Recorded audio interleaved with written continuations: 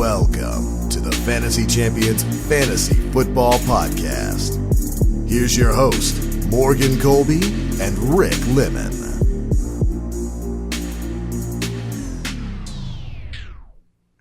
Welcome to the Fantasy Champions Fantasy Football Podcast. My name is Morgan Colby. I got Rick always with me. What's up? Talking about fantasy football. I see you got a brand new 90s hairstyle cut thing. You want to know the backstory behind this haircut? I'm not sure. But sure, why not? So me and a pal of mine. Oh boy. Bets are not a good thing, dude. Watching this really great movie from the 1990s. Okay. You might have heard of it before. It's called Titanic. Oh no. You know what? Now I see it. Are you serious? And I said, You know what? I kind of want that hair. I need that haircut right now. So yeah, I went to the barbershop. I showed her a picture of it, and she's like, "Oh, I love that movie." Clipped it right up.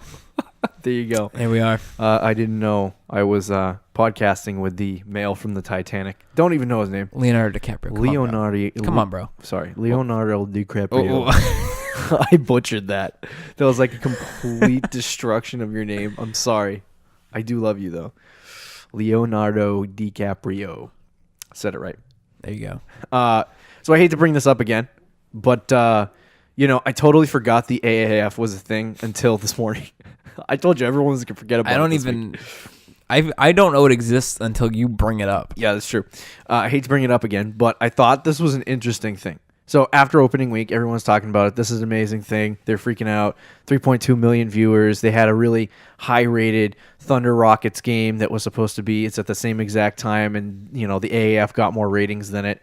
Shows you football's way more loved in this country than basketball. Correct. But they got a lot more ratings than that. And then after opening week, they completely ran out of money. They couldn't make payroll on Friday. They almost couldn't make payroll. An investor came in and bailed them out, and so they continue running. But they almost had to shut down the league because they couldn't make payroll on Friday. Could you imagine? I can't. Shutting down the entire... Actually, you know what? I kind of can. I can, but what would they say? Oh, we're just not going to have games this week to the entire community that just watched the week before. Imagine that happening in the NFL. We spent our entire budget on the first week. Roger Goodell gets up. We spent our entire $1 billion budget on the deflated balls investigation, so we will not have the NFL Week 1. Not at all. Begin this week. It's extremely funny. I just started laughing, and I'm like, this is exactly why no league can rival it. I also saw another tweet that said, this is a complete side note, but it said the AAF winner champion and the XFL champion in 2020 should face off against each other for a championship. And then after that championship, the winner of that game would face the worst team in the NFL. And if the worst team loses, they have to go to the AAF, and the AAF team that would be the so XFL cool. That would jump into the That NFL. would honestly be so cool. That would never happen. That would get people to avoid tanking, is what it would do. Yeah, that'd be awesome. Imagine the entertainment value, like watching Do you know how badly that Saquon Barkley who was it, the Arizona Cardinals would shred an AAF team? Oh, yeah. Oh, gosh. It would be over in like 20 minutes. David Johnson would run miles around him. Oh, my gosh. Chandler Jones Actual would get 30 talent. sacks. It is February 19th, 2019. We're recording this on a Tuesday. Not a lot of news this week. So I think there was only one piece of information that I had, and Antonio Brown's kind of making a fool of himself on Twitter. But it's literally, I think the biggest news this week is Antonio Brown and the Steelers had a meeting, and they both mutually agreed it's time to go. You didn't already know that? Right, exactly. So no news in the NFL.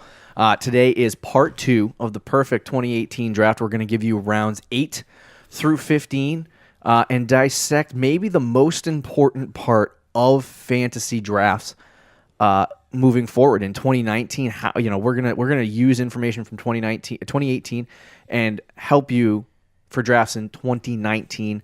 But first, make sure you subscribe on iTunes and YouTube. Follow us on Twitter, Instagram, like us on Facebook.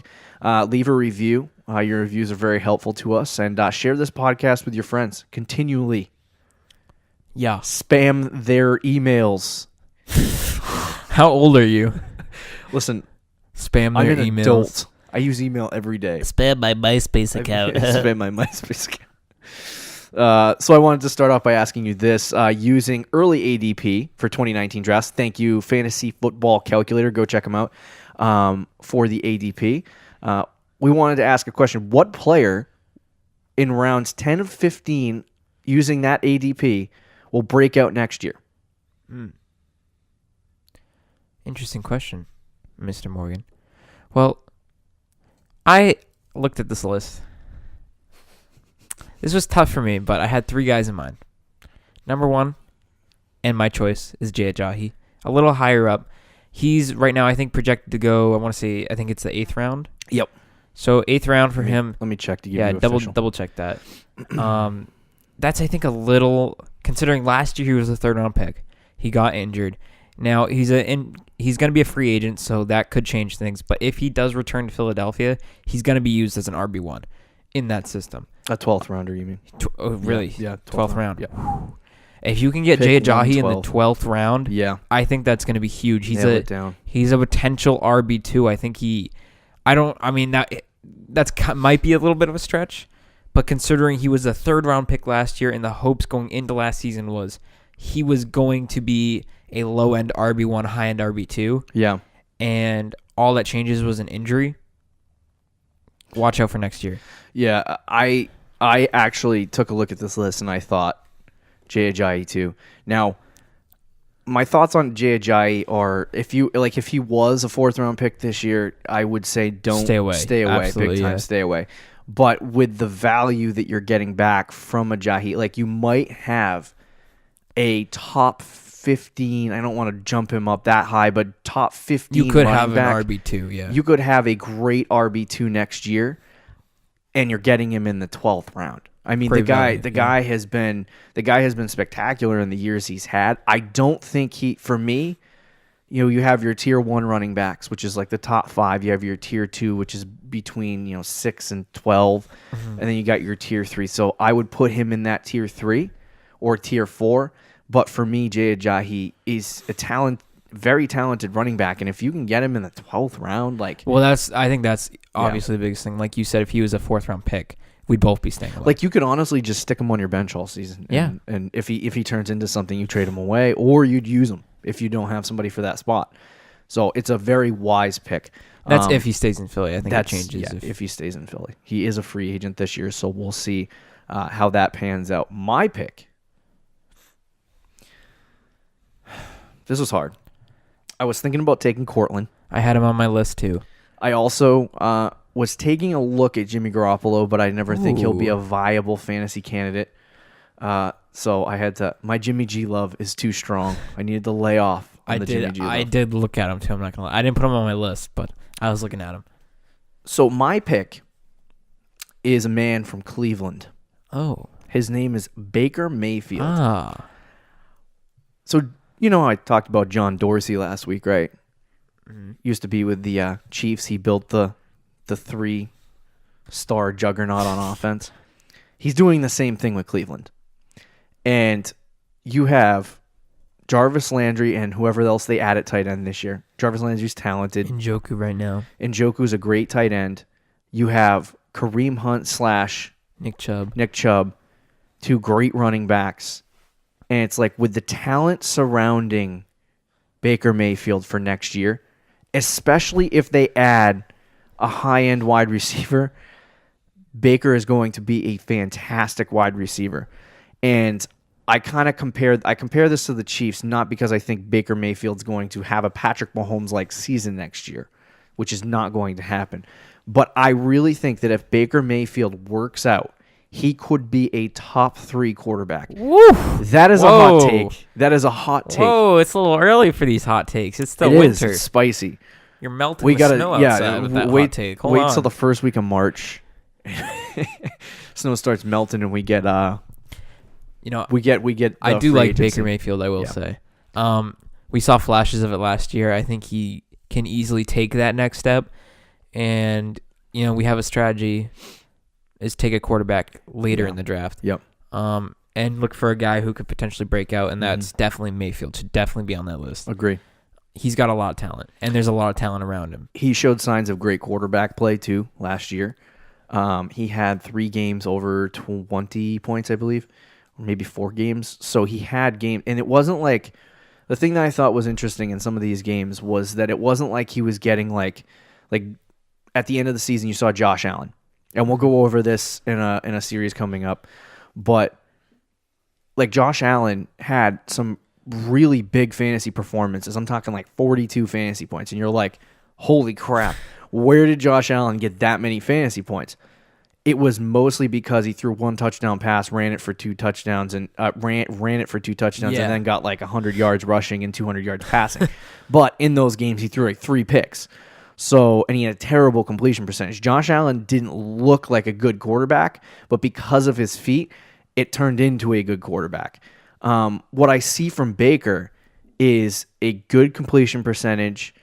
He threw 14 picks this year in 12 games. Which is definitely a lot. It's a lot of interceptions, but he threw 27 touchdowns, and there were games where he threw four touchdowns, I think the max was 4 touchdowns. So I think that for Baker, he had 1 game where he threw 4, and then a couple of games where he threw 3. So I think Baker has I hate to say the word intangibles and sound like a draft guy, but he has the intangibles, and he has the ability to start becoming like a Patrick Mahomes or a high-end quarterback.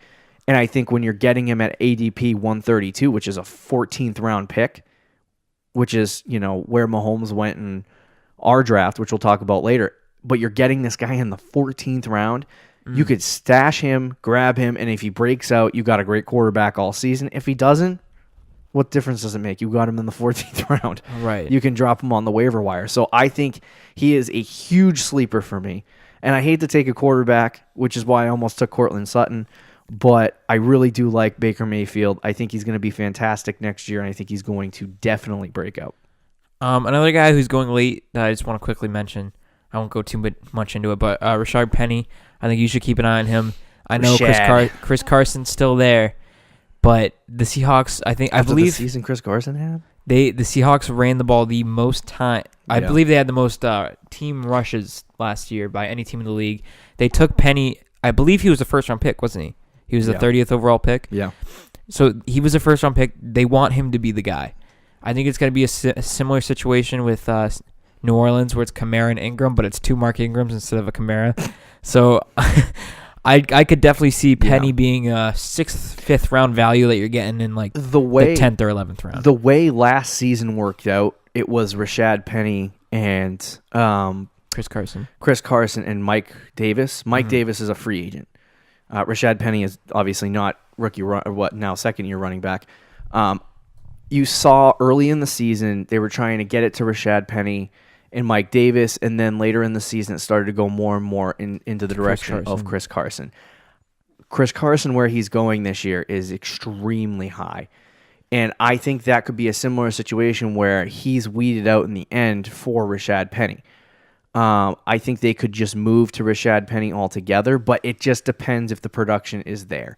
If Rashad Penny is not producing, then they're going to go with Chris Carson. If Chris Carson's not producing, then they'll go with Rashad Penny. So, I mean, I am not a huge fan of Penny right now just because they do have Chris Carson. But if Chris Carson, God forbid, gets hurt or he ends up, not playing well next year, I think you're most definitely going to see Rashad Penny step into that role. I just don't know what expansive role he's going to get sitting behind Chris Carson at this point. Well, for me, it's just I don't disagree with that, but I think that would be more if like Penny was going in the 5th or 6th round. Mm-hmm. Because he's going later in the draft, I think the value is there for him to draft him, put him on your bench, and he has potential to be a really, really solid running back in fantasy. I mean, I do like Penny as a running back and stuff that I've watched. It's just hard for me to when the what is it called? When the snaps aren't there and the rushes aren't there, he's not going to get, the fantasy points that you need. And I think if he was on a team that had this is the same problem with a guy like Jerick McKinnon. Now you have Matt Breida. What are you going to do in that situation in San Francisco? You have Matt Breida and Jerick McKinnon. You expected Jerick McKinnon to be this workhorse back, and now you're in San Francisco, and they're both very similar type. They're backs very too. similar backs, and it's now they're going to split snaps. So now what are you getting in that situation? For me, I avoid split running back situations, and I draft every year. For some reason, I draft Mark Ingram. Yeah, you do. and then I get bit in the butt when Kamara takes all of his snaps. I am on the get Mark Ingram snaps train, so that's definitely a thing. GetMarkIngramSnaps.com. Let's get into Perfect 2018 Draft. So let's move into our Perfect 2018 Draft segment. So last week we got in the first round Todd Gurley, second round Christian McCaffrey, third round Tyreek Hill, fourth round Adam Thielen, Juju in the fifth round, sixth round Mark Ingram, seventh round Tevin Coleman. As a reminder, we are assuming that we are in a 10-team league, half PPR snake draft, 15 roster spot. Let's do rounds 8 to 15. You ready to go? Yeah. So I'll start with round 8. And the options in this round were Rex Burkhead. I don't even know how to start.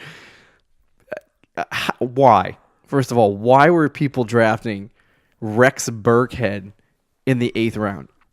It's a Patriots running back. I think they thought nothing. The idea, I guess, would be that he had the most upside. No, to preface my pick here, I'm going to completely contradict myself. So bear with me. Okay. I don't normally draft New England Patriots, so that's why I make fun of Rex Burkhead. I hate drafting Patriots, whether it's Tom Brady. I'm not liking a Sony Michel pick. I thought I was liking a Sony Michel pick this year. I'm not really liking Sony Michel at this point. And that'll probably go up and down 6 million different times as we go through the offseason. I'm not going to go into that. But I think with the Patriots, there's so much inconsistencies with different players. It's hard to find a guy that stays consistent on a week-to-week basis. But to continue, Carson Wentz, Julian Edelman, Sony Michel, Elshon Jeffrey, Kyle Rudolph, Emmanuel Sanders, Delaney Walker, and Will Fuller. These were all guys drafted, projected ADP by Fantasy Pros in the 8th round. So our pick here was Sony Michel. I was bouncing between my boy Julian because I didn't feel like we were taking enough wide receivers here. But hey, go ahead. No, I'll let you finish. All right. So I was gonna take Julian. I think Julian Edelman is an extremely consistent wide receiver. Now, a lot of people have questioned my love of Julian at this point, but for me, when you're the only... Now, if the Patriots go out and make a friggin' trade, and I tweeted this earlier today, 82% of people think that if Odell gets traded to the Pats, he's a first-round pick, which is insane. I voted no on my own poll. Just to balance it out, which is crazy. But if they do add an Odell Beckham, my thoughts on Julian Edelman drafted in the 8th round, which is probably where he's going to go again next year in drafts. But he gave you 10 points a game every single week, and he was a pretty good wide receiver. We didn't take Julian Edelman here because Sony Michel is and was a much better fantasy player in 2018. He gave you a lot more production than Julian gave you, and if you needed him on a week-to-week basis, and even at an RB2 spot, he was available more. He was available more. They gave him the snaps. The only concern was injuries, and he really didn't run into too many of those. So for me, Sony was a fantastic value at round 8. And I think that for me, if you get a running back like Sony Michel in the 8th round, you're winning out. That's a home run. It's not.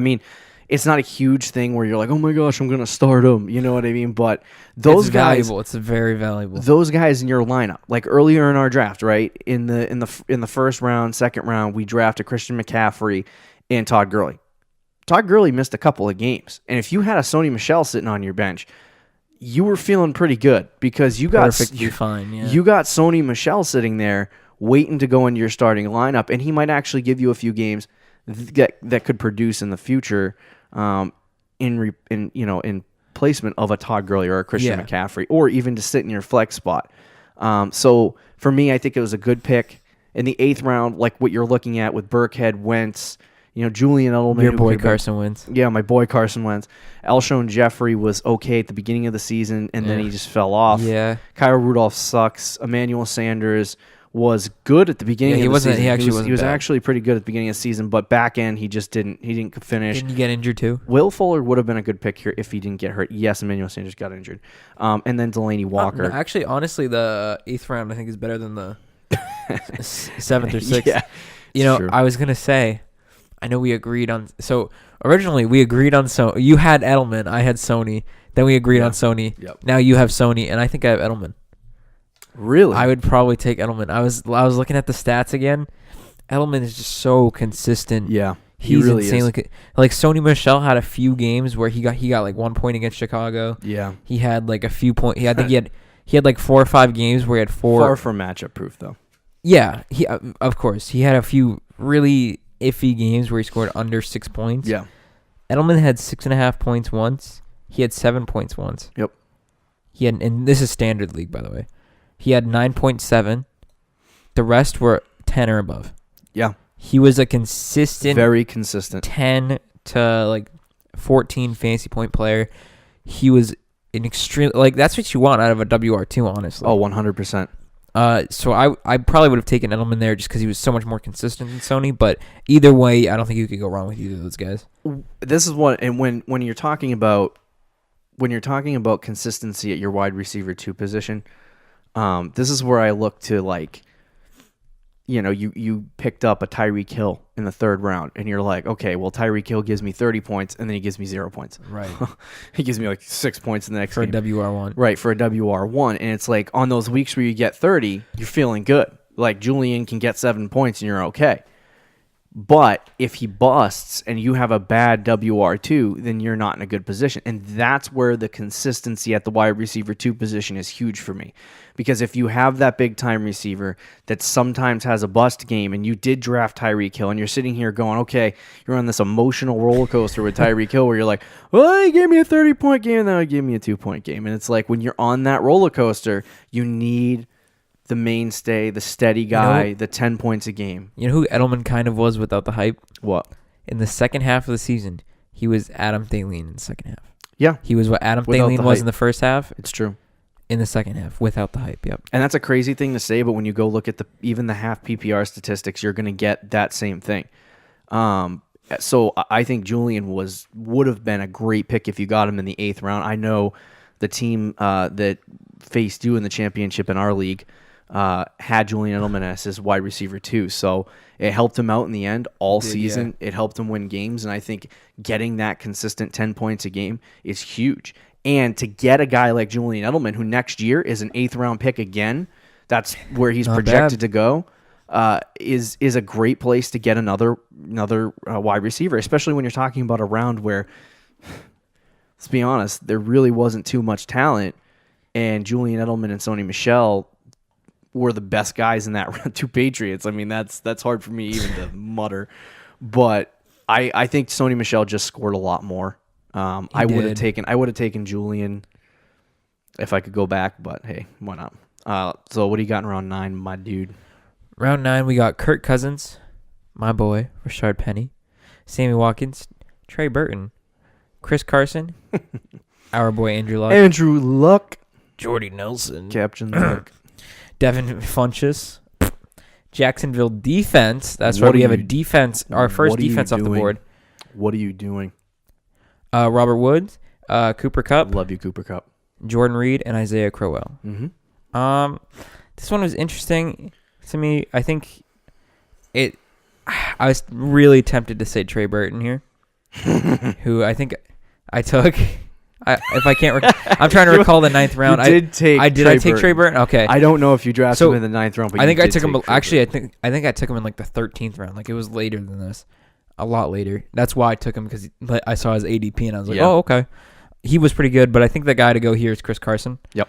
I had him in my fantasy league championship game, down 60 points going into the Sunday night.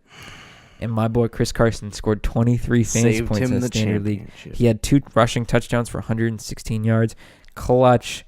If you're getting a guy like Chris Carson in the 9th round, that's huge. Big time. He was a little bit like Sony, kind of inconsistent.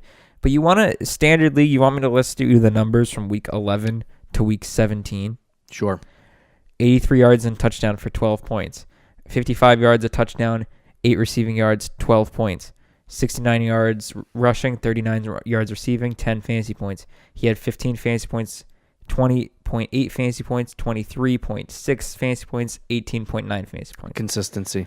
Extremely consistent and pretty good. I mean, he had 2 weeks with 20-plus points. Yeah. And all the other ones, he didn't get lower than 10. Yeah. Like, if you're getting a guy like that in the 9th round, that is absolutely huge. Yeah, I mean, for you were kind of bum out of luck this year without, a flex. Yeah. And you made That's true. you made a trade for Chris Carson, and I mocked you. You did mock me. You mocked I me hated Chris hard. Carson. I still don't like Chris Carson, as you could tell earlier. I was also getting Michael Thomas, though, in that trade, wasn't Yeah, but Michael Thomas kind of blew at the end of the season. he scored a touchdown. I have my championship opinions on game. Michael Thomas, but we'll get that next month. I do in this round. I really do like Chris Carson. I mean, I'm not what I said earlier. I don't hate him. I think he's a good running back, but I don't know if he can do that again. I don't either. Like if you had to choose between Chris Carson and Aaron Jones, who are you taking? As of right now, I take Aaron Jones. Yeah, 100%. Because Aaron Jones is the only guy in Green Bay. Right. I don't know how long that's gonna last, but The other guy that I think would have been a really nice pick had he stayed healthy, and a guy that is kind of surprising me in the early ADP for next year, but Cooper Kupp.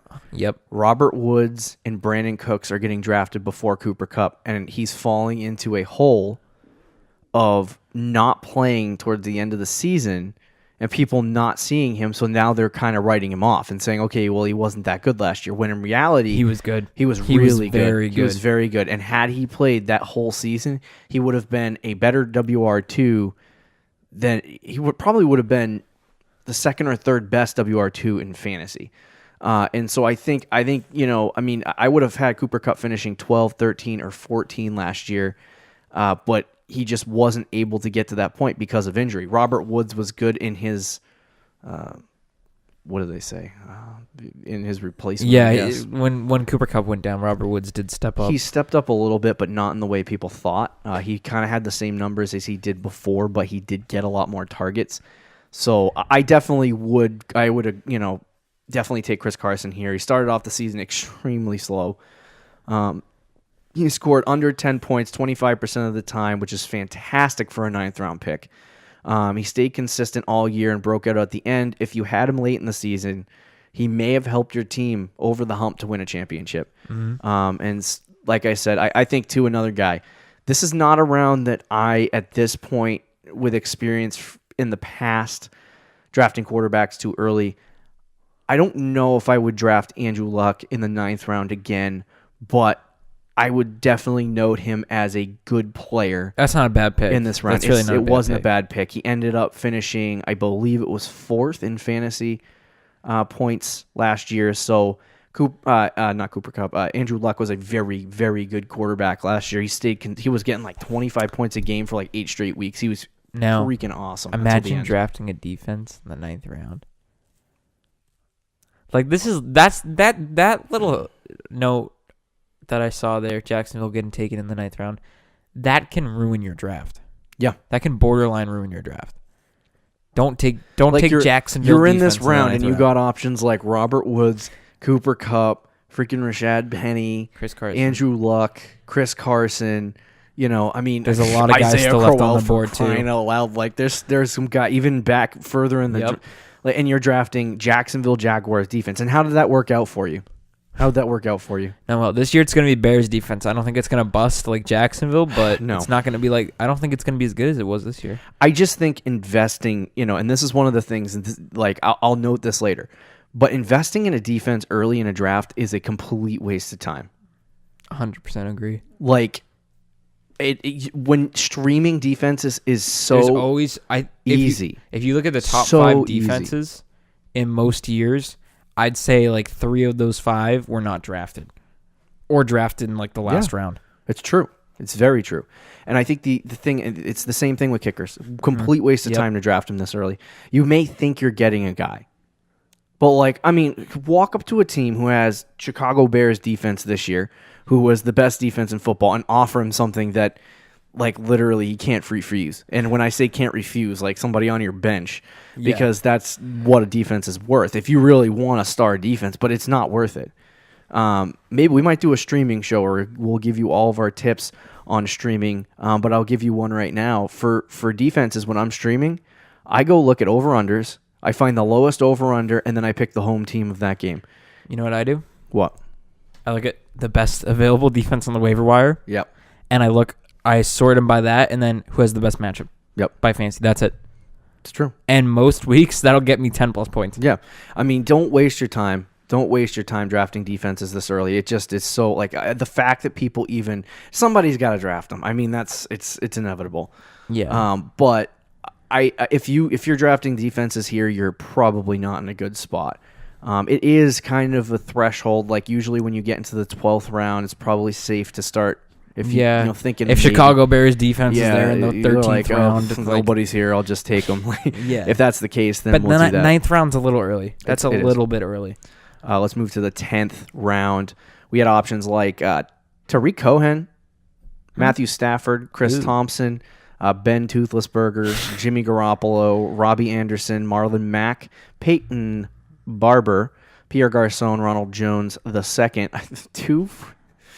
Two friggin' Buccaneers running backs in this round. My buddy took Peyton Barber. I'm going to take Ronald Jones. I wonder which one. Well, because I do remember that people were like, "Oh, which one's going to be the starter? Who's going to get the snaps?" Well, guess what? They both blow. Yeah, they both suck. I don't know. I'm not even going to say nothing about them right now. Not until I watch. Before you tell the audience the pick. Our dude Jimmy Garoppolo was taking here. Yep. A moment of silence for his ACL. We love you, Jimmy. Hopefully you healed yourself and you're ready to go. He gets hurt so much, it's unbelievable. I know. I really want him to be. Yeah, I really want him to be good, but the I more want to take him in fantasy. The more seasons he wastes, it's tough. Yeah. So our pick here, Tariq Cohen, ADP 91. So he was early 10th round. There was some okay. Not really. There's nobody. If you're drafting Marlon Mack in the 10th round, I think that's pretty good. Oh, yeah, Marlon Mack. I didn't even see his name there. And I read it off. Marlon Mack, 10th round for Marlon Mack was good. I was between those two guys, Tariq Cohen and Marlon Mack. That was really it in this round, honestly. I took those two guys. We took Cohen. He was a great late round pick. Originally, I thought Jordan Howard would get the majority of the snaps. A lot of people did. It's not just you. But. And I think, we were sitting there in that third round in our draft room. And I remember I had sitting on the board right in front of my face, Christian McCaffrey and Jordan Howard. And I did think about it. I was like, and the only reason why I thought about it, stupid me, being the fact that you love Christian McCaffrey and I was going to take him to trade him to you and highball you all the way. That was my goal. You really should have. I would have. Yeah, I probably would have got a Julio out of you or something ridiculous. But I did not take Christian McCaffrey because I liked Jordan Howard. Now, if I had taken Christian McCaffrey, I would have left Jordan Howard on the board, and you would have taken him. And you would have been stuck with Jordan Howard because I know you were talking about taking him. I would have taken him, yep, 100%. So now, I took Jerry McKinnon, so it actually would have been an upgrade for me. But. Yeah, true. He wasn't, Jordan Howard, to talk about him for a second, wasn't awful in the grand scheme of things. 10 points a game. It wasn't great. He's kind of like wasn't what Tevin you expected. Coleman. Yeah, Tevin Coleman type performance. But he was, I thought he was going to get the majority of the snaps. I thought he was going to be the running back. In 2017, I think he scored non-PPR 220 something fantasy points. So I believe Jordan Howard I thought he was going to be good this year.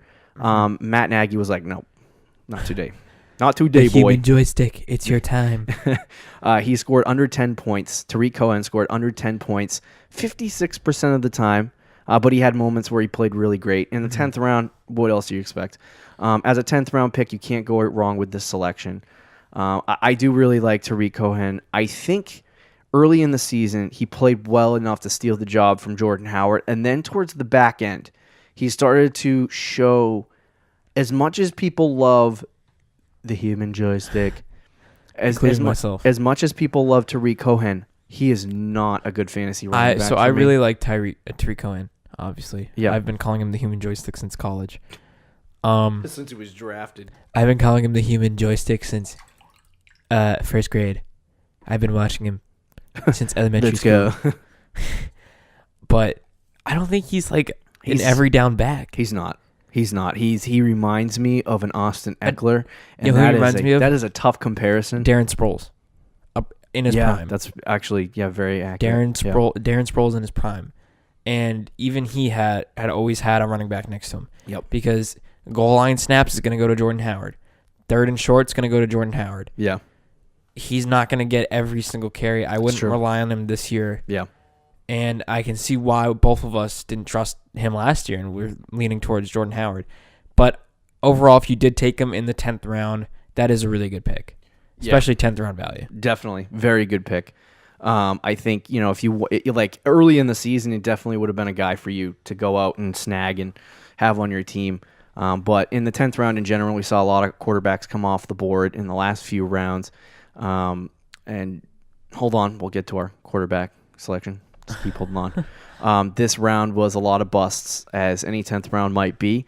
But if you drafted Marlon Mack, you also had another great player. So I think Marlon Mack is another guy that you have to keep an eye out for 2019. You're not going to get him at the 10th round next year, but he was a good player when he came back on the field and got back from injury. I would, put an asterisk next to that and say, unless the Colts get a big-time running back like Le'Veon Bell or something like that. But outside of that, I think if you waited on a guy like that to have a few good games, you were in a good spot for Marlon Mack. Let's move on to the 11th round. The 11th round was not the strongest of rounds. We had Matt Ryan, Phillip Rivers, Adrian Peterson, Nelson Aguilar, another defense, Rams defense, not as bad as Jacksonville, Randall Cobb, Jameson Crowder, and Duke Johnson. Now, in this round, not exactly a lot of options. I think it comes down to probably... smallest round projection. I'd say it probably comes down to Phillip Rivers, Matt Ryan, or Adrian Peterson. This wouldn't have been a bad round to take a quarterback. If you take Matt Ryan in this spot, I think... Yeah, second highest scoring fantasy quarterback. Yeah, in the 11th round, that's solid. And there was a lot of teams that took Matt Ryan here and started him, and it worked out great for him. We're saving our quarterback for a little later, though, so I think we're going to go Adrian Peterson here. Yep. Is that who you had? Yes. Adrian Peterson. A guy that I think he was the very last pick of our draft. I don't know how that happened. Yeah.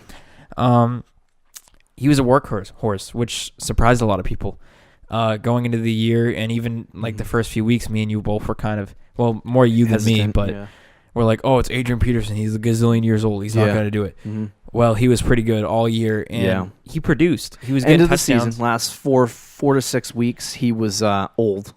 Well, he was, but I think that helped. That was, I think, partly because the offensive line kind of fell apart. They had like 4 injuries in like a span of like 5 Alex weeks. Smith got hurt. Alex Smith got hurt. There was a lot going on. Yeah. I wouldn't fully blame that on Peterson, but I mean, he had a stretch there where he had in standard leagues 24 points, 25 points, 10 points, 20 points. Like he was good. He was getting games where you were like, whoa, he could be borderline RB1. Yeah.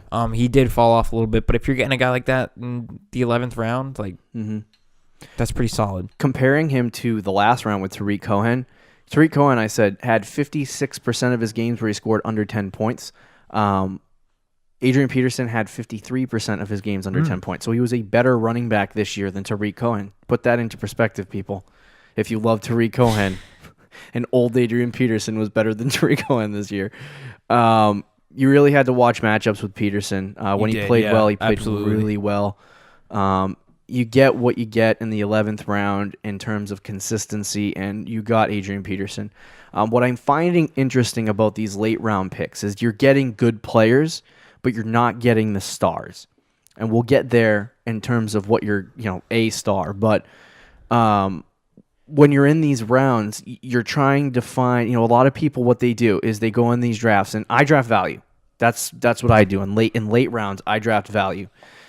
And I think what people try to get into the habit of doing is trying to find that star in the 10 to the 15th round. So they draft guys that are like you're going to see people draft Cortland Sutton in Ronald Jones. Yeah.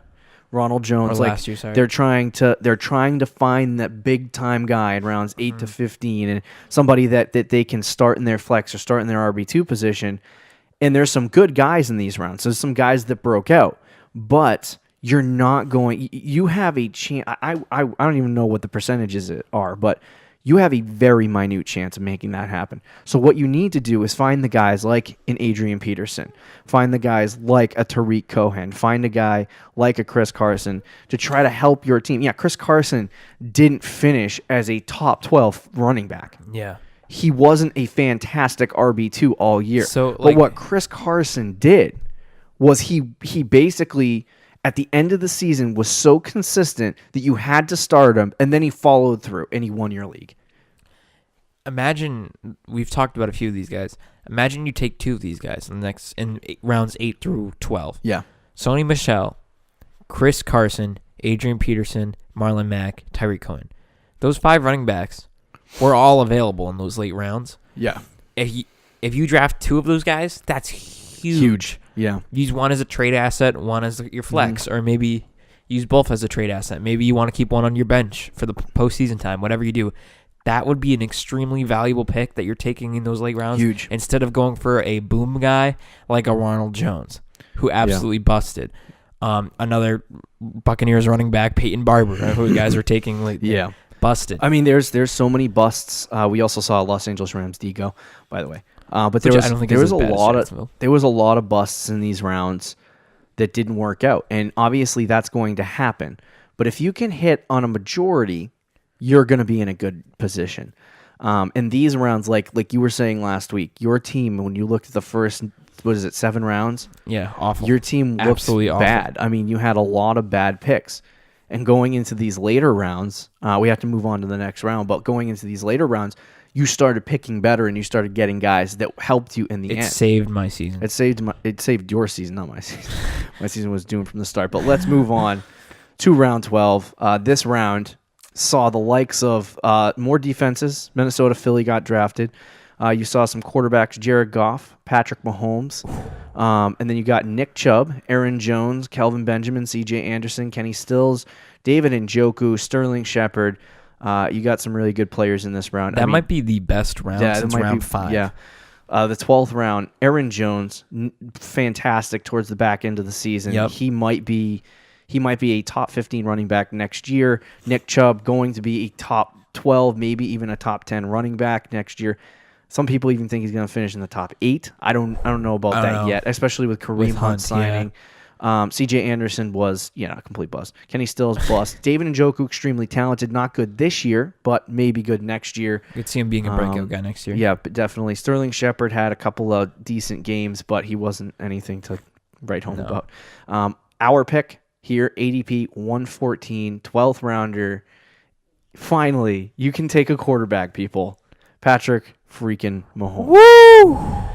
If you were patient in your drafts and took Matt Mahomes here, you won your league right then and there. It was over. Everyone should just gave up. Yeah. Mahomes had one of the greatest seasons we ever witnessed as a quarterback. And with a bust being classified as under 20 points, he only busted a minute 18% of the time.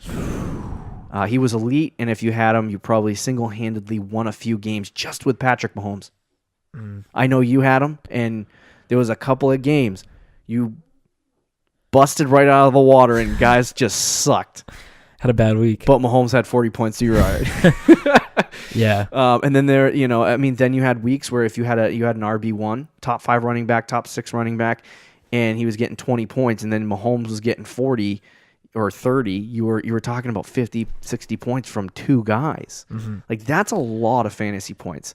Waiting for a quarterback this late in drafts will almost always pay off. If you look at our most recent Instagram post, or maybe Tuesday's Instagram post, I'll preface that.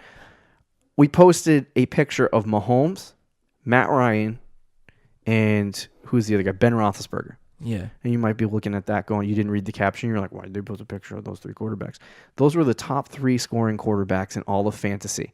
And they were all drafted between rounds 10 and 15. That's absolutely insane. And so you're telling me you're going to go out next year in the 2nd or the 3rd round and draft Patrick Mahomes, or in the 6th or 7th round and draft Aaron Rodgers, or the 8th and 9th round and draft Andrew Luck, when you're telling me you could get Baker Mayfield in the 10-15. Come on, man. I'm not saying Patrick Mahomes, Baker Mayfield is going to be Patrick Mahomes, but Mahomes is the guy at this spot. He won leagues, and if you can get a quarterback late, do it 100%. Yeah. Scout the quarterbacks, look at them, find the guy. I think I took Mahomes in the 9th round. I took him a little earlier, 8th or 9th round. But I had a backup plan because, believe it or not, I loved Patrick Mahomes, but I wasn't sure about him. I took Drew Brees. I think that's a good strategy to have if you're taking quarterbacks late, which I think you should, is I would take a guy who you think has the upside to be a top 5 quarterback. Yeah. And then you take another guy that you know is going to be top 10. So in case that guy busts, you have someone else. Yeah. In my case, Patrick Mahomes worked out, but he could have very easily busted. I'd have Drew Brees right there. Yeah. Who was still, like, for half the season was the number 2 fantasy quarterback. Patrick Mahomes, I mean, I could go on and on about how much I love him. We're not gonna do that because he's my guy. Yeah, everyone knows he's my guy. Definitely, he did win fantasy leagues, big time. Aaron Jones, Nick Chubb, both studs. Could have stolen them in this round. It'd take some of the best players in fantasy from the year.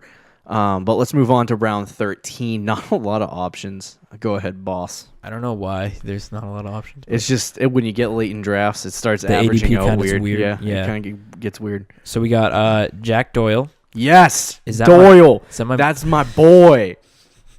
Is it my boy James White? I see. I love you, Jamie.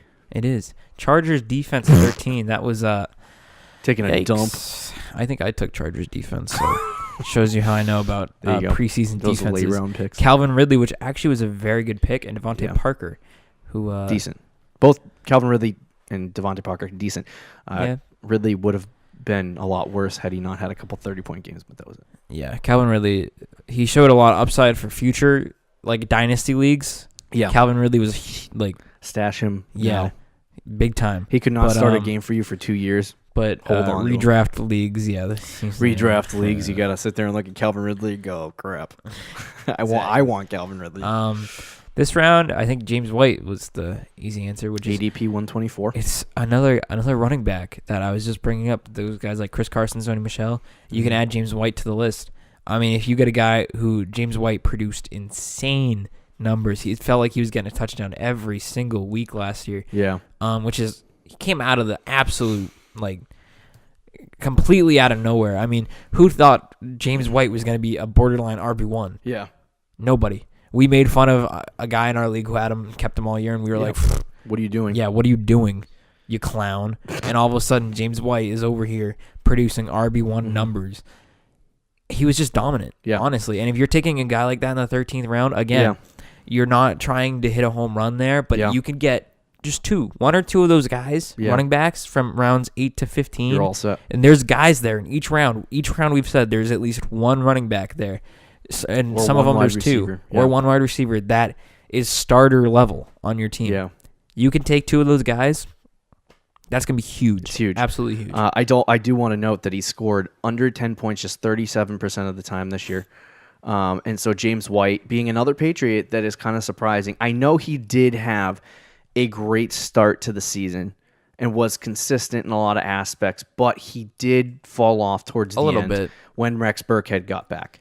I think that made him take a hit. I'm not drafting James White next year, but for this year, I would have most definitely drafted him. It's not easy to get a steal in this round, but if you pulled it off, congrats. Let's move on to the 14th round. Options included Stephen Gostkowski, first kicker, I think. Alan Hearns, Alfred Morris, Baltimore Ravens D, Mike Williams, Devin Booker. Is that the right name, Devin Booker? Is that a basketball player? Devin Booker is on the Suns, but Is it Devontae Booker? Yes. Sorry. Okay. No, I didn't even. Matt Breida, Greg Zuerlein, Alex Smith.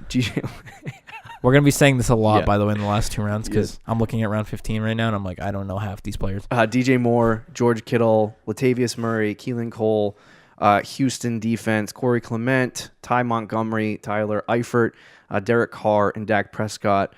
I saw a tweet the other day as a complete side note.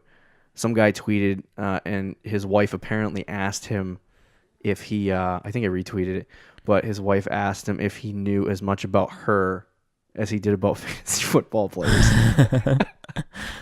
Yeah. Yikes. I told that to my wife, and she was like, yeah, I agree. So, our pick for this round, by the way. There's one position we haven't picked yet. Oh, what's out of the that? major positions. It's tight end. Oh. Tight ends were we'll try our best this upcoming season to give you the best tight end advice possible. But just as a footnote, no, the tight end advice is maybe the most difficult and impossible thing to give you. Very, very interesting. In the 14th round, George Kittle was drafted. I'm taking George Kittle here. Not only because I just listed a bunch of players that weren't really that good, but this is why you don't draft tight ends early. Because I'm not saying you're going to hit every time, but you have to think about drafts in a perspective, like a forward-looking way. You can't think about fantasy drafts like a lot of people like to put fantasy drafts in a box. And they say, all right, this is the team I'm getting. This is the team I'm going to run with the whole year. I got to draft well. I look at it like, all right, I didn't get a good tight end. What can I sell to get a good tight end? Oh, somebody drafted that guy I wanted. What can I do to get the guy I wanted? Mm-hmm. And to me, somebody drafts Travis Kelce early. I'm not wasting my draft pick early on Travis Kelce. I'm going to go sell some 13th, 14th, and 15th round guys to get Travis Kelce. And so that's my big thing is like, yeah, you might hit in the 14th round on a George Kittle. But if you're thinking forward and you're saying, okay, I didn't get that guy, I'm going to move forward anyway, and I'm going to look into trying to trade for him. One of the things I like about taking tight ends late is let's look at the top 4 tight ends. Rob Gronkowski, Travis Kelce, Zach Ertz, Jimmy Graham. It's 50%. You're hitting or missing. You either got one or you didn't. Even if you do hit on a Travis Kelce or Zach Ertz, you're taking those guys in the 3rd and 4th round. And you're wasting much If value. if you hit on a running back in those 3rd or 4th rounds or a wide receiver, you're getting almost an immense amount more points. If you hit on Tyreek Hill instead of Travis Kelce, right? Let's say you're deciding between those two. Yeah. Sure, you get Travis Kelce, you get an elite tight end. You take Tyreek Hill, you're getting a guy who could get you 30 points a game. Mm-hmm. Kelce is not going to get you 30 points. It's true. No tight end is. 100%. You want to get value with those running backs and wide receivers early on, and you can even stream tight ends. I mean, it's hard. You did. It's hard to do. It is hard, but I mean, at this point, tight ends are like 6 points, and that's a good game. Yeah, a good tight end gets you 8 points. Yeah. Somewhere around that. George Kittle came out of nowhere this year, scoring the 3rd most fantasy points in standard leagues and half PPR leagues. The tight end basically gave you nothing. The tight end position basically gave you nothing all season. Getting around 8 to 12 points was what you needed from that position. Kittle did the job. Next year, I am afraid of Kittle, and we'll go through that in the future. But the 14th and 15th rounds for me are usually just reserved for kickers and defenses, by the way. We're not drafting kickers and defenses in this draft, and we'll explain that in a second. We have to move forward. Round 15, really quickly, who you got? You're going to have to help me with these names. Marcus Mariota, Blues. Justin Tucker. We got Powell. Balil Powell, the running back from the Jets. LeGarrette, trash bag Blunt. Now, Gallup. Michael Gallup. I remember the name. Dallas Cowboys wide receiver. Okay, that's right. We got Denver defense, Kenny Golladay. Love you, Kenny Golladay. I like him too. All right, and then CJ. Cameron. It's Cameron? Either CJ or Cameron. I think it's CJ. It might be Giovanni Bernard, Josh Doxson, Doxson, OJ Howard. Is that Des Bryant? Des Bryant, big And man then on campus. the last name on this list, The last one, he was drafted 158, but The I guy threw him in here. who was threw him in stuck on my fantasy team all season. I tried to sell this guy for all you listeners the entire season, and everybody in the league said, no, that guy He stinks. found a buyer. Eventually, like the trade deadline, I found a buyer, but that man is Me. Tyler Lockett. Tyler Lockett, the consistency machine, who I am going to pick as our perfect draft choice in round 15. Yep. Tyler Lockett, you might have been roasted by all your friends for taking Tyler Lockett here. You might have been roasted by all the analysts, You did. including us. 100. But let me tell you something. Tyler My Lockett was a boy, stud. Tyler Lockett, got you fantasy points. Yep. Even when he stunk, when he got you 20 yards, he'd get you a touchdown. When he got you 80 yards, he didn't get you a touchdown, but guess what? He'd get 20 yards punt return, which in our league, that's like a fantasy point. Yeah.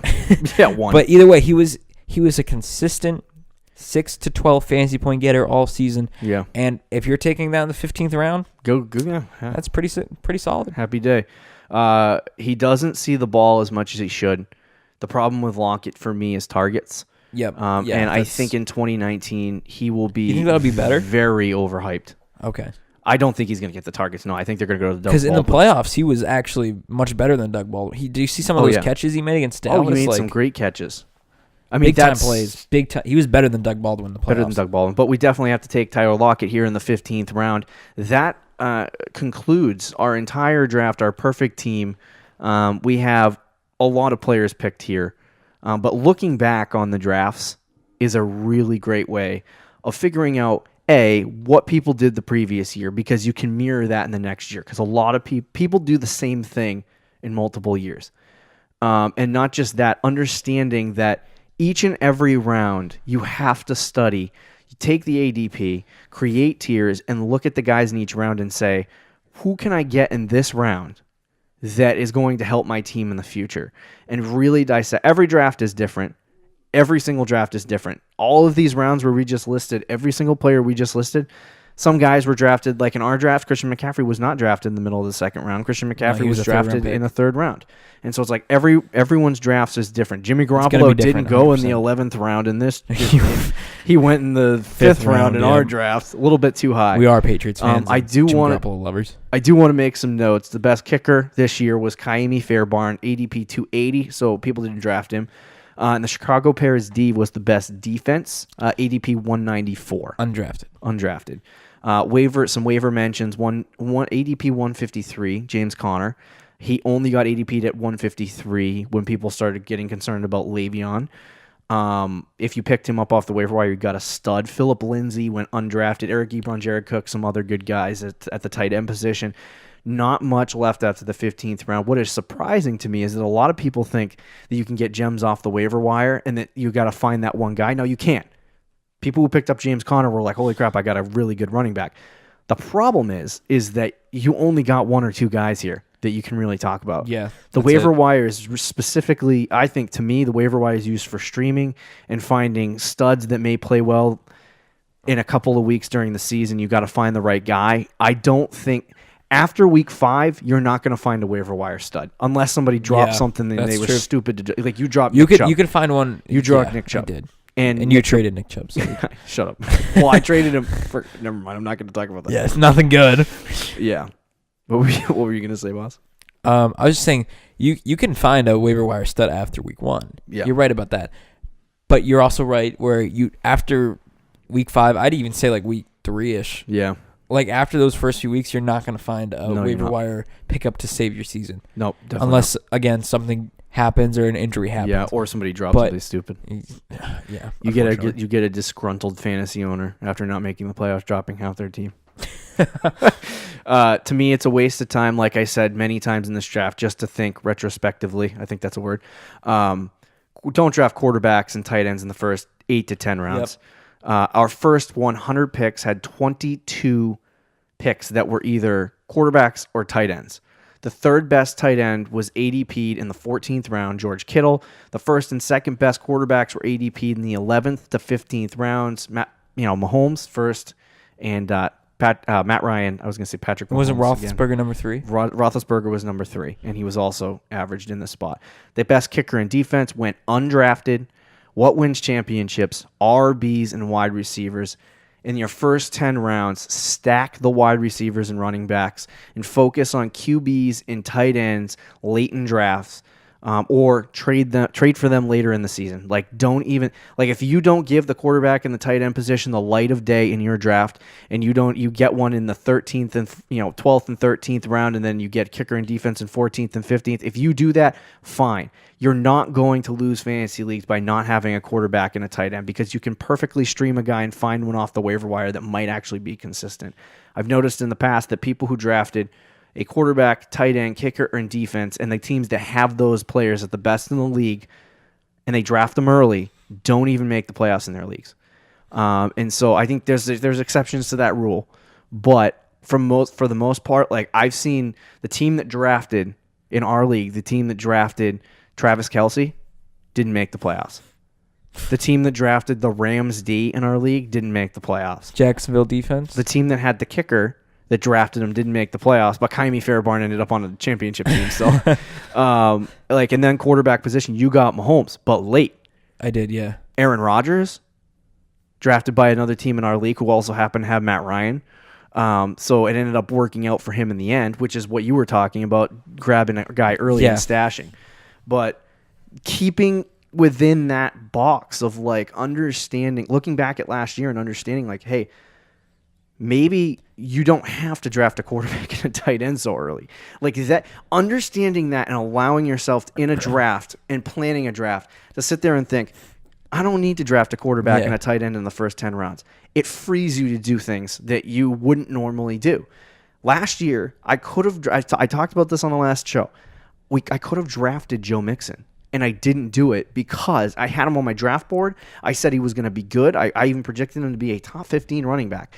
And he was better than that even. But I didn't draft him because you wanted a quarterback. Because I wanted Carson Wentz. And it's like, just get that out of your head and draft. Your focus is running backs, wide receivers, first 10 rounds, value. I agree with this, and I think it's a good plan to have. I wouldn't, fully go by it all the time because there's situations where, some leagues, Patrick Mahomes may be sitting there. In the 9th round. If he's there, obviously, draft him. No, I mean, even if I think if Mahomes goes in like the 4th round in your league, I'd take him. Yeah. Especially if you really take a solid 3 first rounds. But just I don't think that's a waste. I think the 4th round's a great round. You need to that's just me personally because I love Patrick Mahomes and I have a special thing inside Mahomes out of your pants. My heart for him, and it's very hard for me not to do that. Yeah. But overall, you don't want to take a quarterback. Look what happened. Look what happened to Rodgers this year. Yeah. Obvious first round pick. Like he was an obvious 3rd or 4th round pick, and everyone was like, "Oh, you got to get Rodgers." I almost took him. I almost he was on the board. And I almost took him. I was thinking about it, and he would have been a huge bust for you if you had taken him. Now you're looking at that, and now you're looking back, and you got Mahomes in the 15th round, right? Or the 14th 13th, round? I think. Yeah, and it's like, or no, it was the 12th. You got Mahomes in that round, and now you're sitting there, and you have a championship quarterback on your team, and you draft him in the 12th round. Like, you don't need to go out and draft Aaron Rodgers. And to be honest with you, Mahomes is going to have a year where he takes a step back. I can almost guarantee it. He will. I don't think he's not going to have the year he had. 50 touchdowns. That is That's true. not going to happen again. He might throw 40, but yeah. in fantasy, that's a lot of fantasy points. We'll see. A lot of fantasy. I still points. love Mahomes. I know you do. I dislike Mahomes. But that'll do it for our perfect fantasy draft. We went a little bit over, but hey, we had to finish it. Dissecting where players get drafted the previous year helps you understand the importance of hitting on players or the waiver wire or in late in drafts. It just helps you to prepare for next year and see what's going on. As we move forward in the next couple months, we will be looking at last season and giving you some perspective. Now that we're past the draft, we did our perfect draft. Now we got to look at how our players are going to do. But giving you some perspective on the past and how it affects your team in the future. I believe next week we are going to talk about coaches and what coach signings in the past couple months and what coach signings happened and how they're going to affect each football team moving forward and the players on their football teams. I think a lot of people completely disregard the coaching position. Definitely something you should keep your eye on. Yeah, as like I didn't when I was drafting Jordan Howard, I should have looked at Matt Nagy and found out that the guy likes to have 2 running backs and he likes to feed 2 running backs equally. And if he likes to do that, then I should have avoided Jordan Howard. That's the stuff that you have to look at. So we'll be looking at that. Do you have any thoughts for us as we move out? I can't get Patrick Mahomes out of my head now. Oh, God. Oh, boy. He's going to be there for a long time. Yeah, you got 6 months. Sit there and think about Mahomes. I will. Thanks for listening to the Fantasy Champions podcast. Make sure you follow us, like us, subscribe, leave a review, do all the good things. And see you next week, Fantasy Champs. Peace. Thank you for listening to the Fantasy Champions podcast. Make sure you subscribe on iTunes and YouTube and follow us on Twitter @TheFFChamps.